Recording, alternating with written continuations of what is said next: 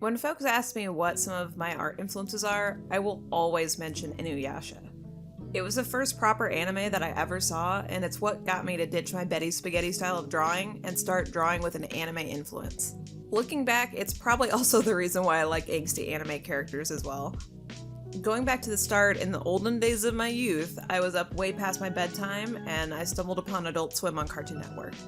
The Inuyasha episode that was airing, I believe, was episode 15, where Kagome is being used to resurrect Kikyo. I vividly remember seeing Inuyasha jump up the walls of a ravine and thought to myself, who the heck is this white-haired dog guy? What is this show? Why is this so cool? This is nothing like I've ever seen before. But my exposure to Inuyasha was short-lived because my mom found me watching it, she scolded me for being up watching TV, and then sent me off to go to bed. But I did not, in fact, go to bed.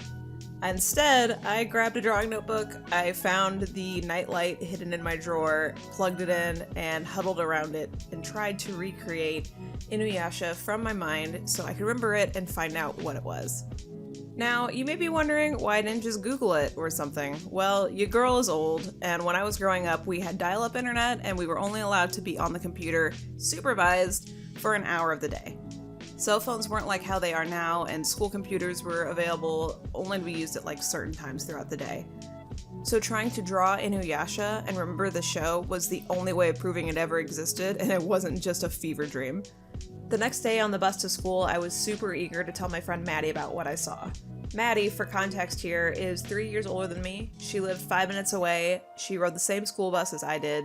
She showed me Pokemon Blue, she loved drawing. Overall, she's a major role model in my life growing up. I honestly couldn't tell you how we became friends on the bus in the first place, but looking back, this day in particular is the one that stands out the most in our friendship. Now, Maddie got on the bus and sat in her usual spot across from me, and I immediately had my sketchbook out and ready to the page where I drew Inuyasha. I showed it to her, and when I asked her if she knew what it was, she replied with, "Oh, yeah, that's Inuyasha." She then told me about how she had books of it all and how I could borrow them whenever I wanted. She told me about all these other different manga and TV series. It spurred a whole conversation about anime, and she showed me some of her drawings. She drew in a very similar style to Inuyasha, and I knew when seeing that I wanted to draw exactly the same. That's pretty much where my art journey began in the anime style that it is now. I created my own characters, I sent my drawing notebook off to Maddie so her and her other anime friends could draw on it.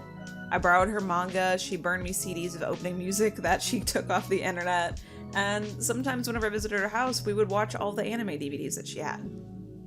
Growing up, I really didn't have a lot of exposure to it other than her and some of her friends and what I could get my hands on locally. So on my 13th birthday, Maddie got me my first ever manga, which was Rurouni Kenshin Volume 1. And soon after that, I saved my birthday money and I bought my very first one, which was Tokyo Mew Mew, and I constantly was drawing and creating OCs.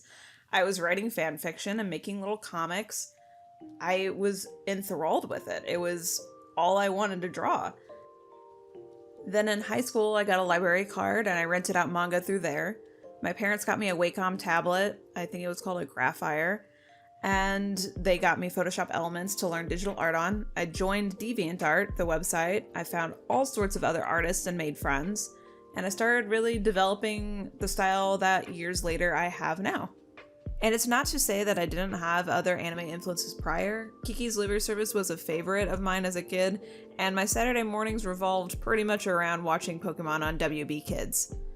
Maybe it was because Inuyasha felt more grown up, or maybe the art style was just that different. Maybe it was because he had dog ears and I drew cat-eared characters all the time. Regardless of what it was, Inuyasha made an impact on me as an artist and opened my eyes to the entire anime genre. And that's why it will always be one of my biggest art influences.